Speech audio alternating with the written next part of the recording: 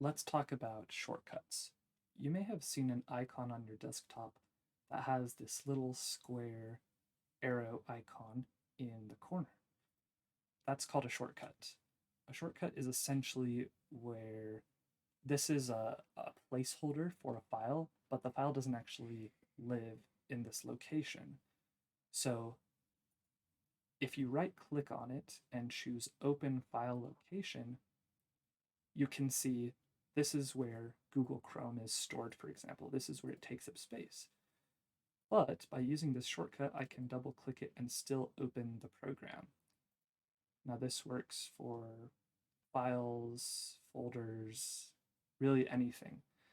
Now another way that you can a way that you can create a shortcut is by right clicking on the desktop, go to the new menu and click on shortcut. Now click Browse, and it will allow you to choose the location of the shortcut. So let's say I wanted to create a shortcut of this desktop stuff folder. Well, I could click desktop stuff here and press OK, say next, and I can name the shortcut whatever I want. Let's say I want to call it desktop stuff 2. Then you hit finish. And now you'll see I've got this shortcut here. You'll see it's got the little arrow icon. So the desktop stuff folder is actually right here. This is where it lives. This is where it has all of its stuff. This is sort of just pointing to that location. And so this could be moved anywhere, for example. You could place this in a different folder so that within that folder you could have access to this other one without having to copy all of the files from one location to another.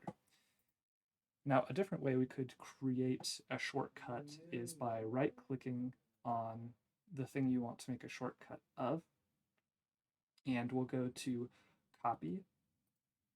Now, instead of just pasting it normally, right-click and choose Paste Shortcut. And it's going to automatically name it whatever the folder was dash shortcut.